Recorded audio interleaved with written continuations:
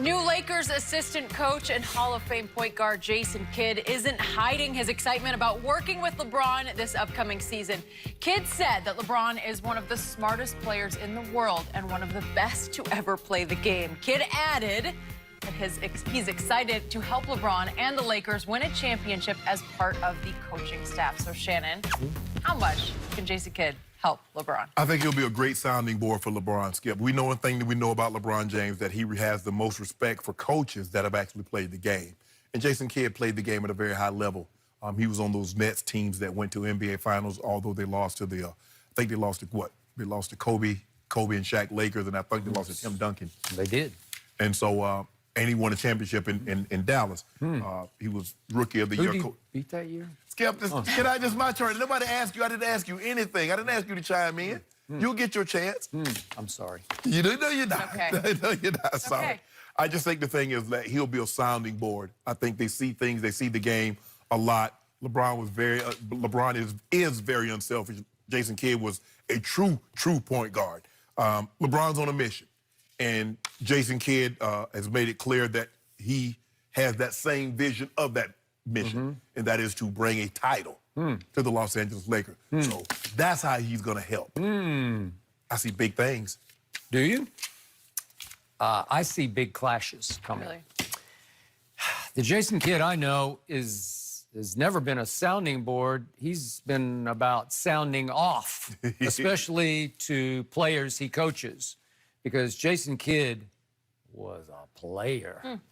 Jason Kidd played both sides of the ball as hard as he could go every single dribble. He made all defense 9 times, did Jason Kidd. So he values that end of the floor as much as he did assisting on the offensive end, orchestrating. So to me, he is destined to soon be the new head coach of the Los Angeles Lakers, because I'm just not sure Coach Vo isn't going to last that long. You know you like that? You already tried to plant that seed. Why you do that?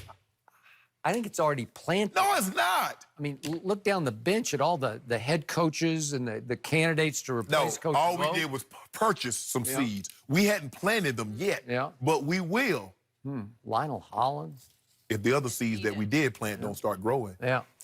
So the Jason Kidd I know had a reputation as a head coach for 1 year in Brooklyn and then 4 years in Milwaukee, being very, very hard on his players. Now, none of those players were LeBron James. Exactly. Okay. But he is a stickler for all-out effort, especially on the defensive end.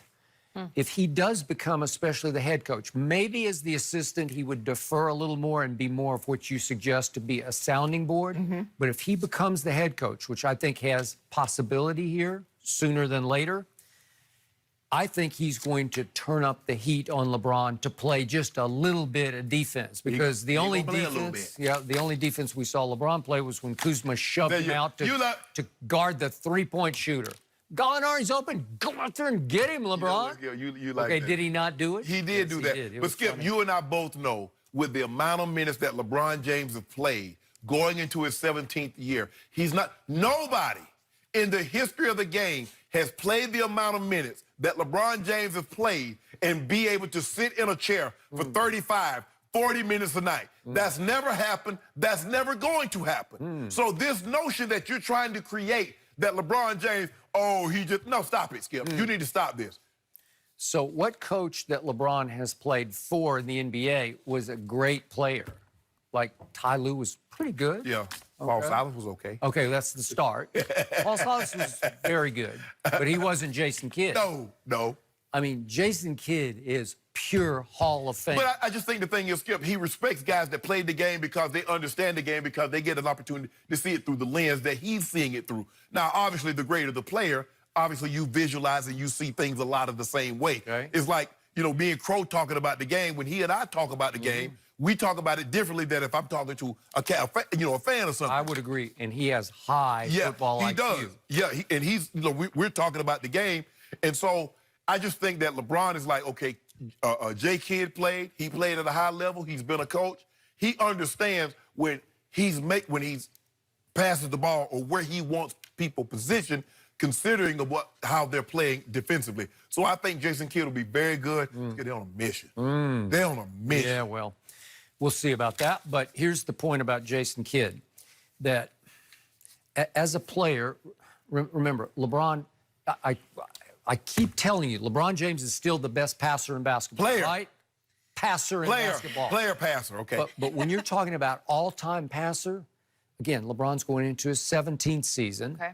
Jason Kidd played 19 seasons, but here are the assist totals. Jason Kidd has 12,091 assists. LeBron has now 8,622. So he's about pretty close to 4,000 assists behind Jason Kidd. So when you're talking about sounding board, Jason Kidd is going to sit back and think, I was at least as good, if not better, than he was passing the basketball, because he can make that case. No, he had the ball in his hands, first of all. And how many assists is he in front of LeBron? About 4,000. And LeBron James is 20,000 points in front of him. Okay. All right, but that's a whole nother issue. But we're talking about what Jason did best. He distributed and he played defense. And he played all-out tough guy defense. Yeah. He played dive into the third row. LeBron used to be that. That's how you make first-team all-defensive team, Skip, as many times as the man made it.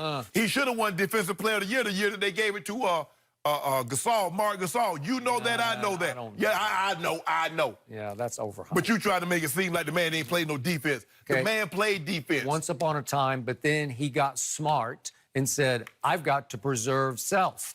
And I got to make it enough years that I can set a lot of statistical scoring records, because that's all I got. No, that's all you got. Yep. That ain't all you got. So Jason Kidd's going to be all about winning the championship next year. Okay? So don't give me sounding board, because I'm giving you sounding off. He will call out LeBron, especially if he becomes that head coach. He will turn up the heat on LeBron, and I don't think LeBron's going to love it, because I don't think he's ever played for anyone who will turn up the heat like Jay Kidd will. I think, Lou, I think the thing is that when you're dealing with a superstar player like that, obviously you call him in and you have discussions and what you expect and how things should be going. You don't just openly blatant. I'm sure Mike had discussions with John, never in front of us. And you understand that, Skip. Now, Coach Belichick is different. They say he will chastise Tom Brady in front of everybody. Did Mike call out John? Never in front of the team. Never in front of the team. Did he privately behind closed doors? Probably so, yeah. Okay. And that's how Jason Kidd gonna do it. Did John accept it? Because he's looking at Mike Shanahan as this sort of sawed-off little quarterback from where he played, Eastern Illinois, right? Right. So did he respect that? Yeah. Probably not. Yeah, he did. Yeah, he won. He won. Okay.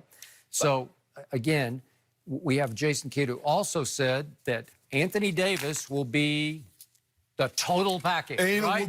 He is. Yep. Trust me, he will turn up the heat under Anthony Davis, because the total package in New Orleans never changed life.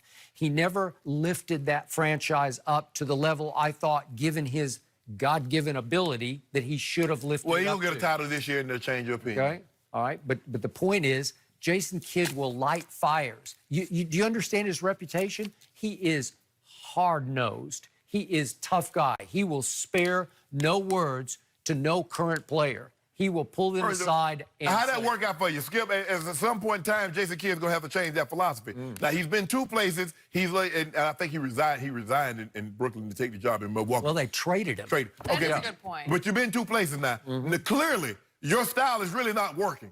So you need to revamp it, Skip. I mean, if I keep opening up barbecue business and I keep going out of business in the first 2 years, obviously I need to get a new line of work.